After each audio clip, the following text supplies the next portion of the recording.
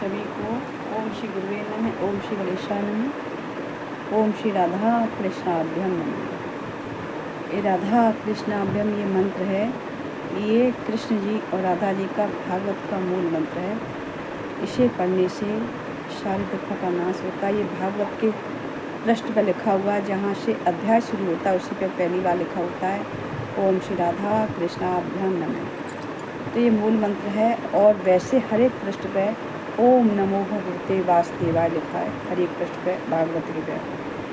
विष्णु और कृष्ण की इसमें लीला है सारी, और विष्णु भगवान को और कृष्ण जी का भागवत एक इतना प्यारा लगता है उनको। जो कोई 7 दिन की भागवत करवा देता है, उसका सारी ज़िंदगी का दुखों का नाश हो जाता है सप्ताह में, और उसके सारे कामनाएं पूरी होती हैं भागवत सुनने से।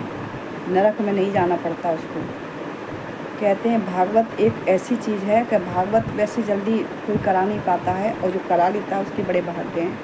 जिसने भागवत सुनी है, भागवत कराया है या भागवत पढ़ता है, ये बहुत बड़े कई जन्मों का पुण्य होता है, तब भागवत पढ़ने को मिलती है, तब भागवत करा पाता आदमी। हर एक का बस का नहीं है भागवत कराना।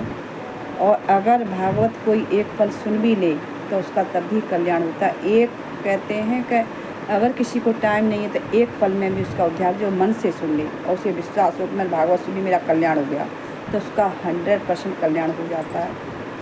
श्री कृष्ण जी ने कहा है अर्जुन से कि अर्जुन, ज्ञान जो बांटता है ज्ञानवान गुरु तो होता है, ये गुरु का मैं उद्धार करता हूँ, और जो चेला सुनता है उसका भी मैं उद्धार करता हूँ।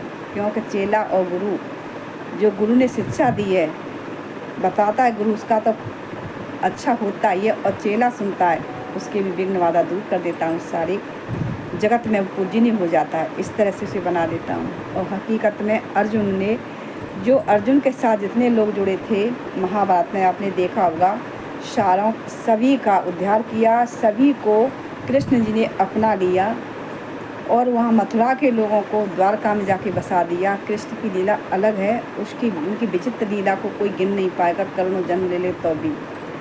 हम लोग तो इंसान की कहते नहीं है कि एक वो भी नहीं है, रज कड़ भी नहीं है हम लोग तो। और ऐसे ज्ञानी एक से एक ज्ञानी पड़े हैं कि उनकी लीला अलग है। उनको सतकोट को नमन, वेद व्यास जी को, कि जो इन्होंने गीता पढ़ी। सुखदेव जी को नमन है, जो सुखदेव जी ने पूरी भागवत सुनाई है राजा परीक्षित को।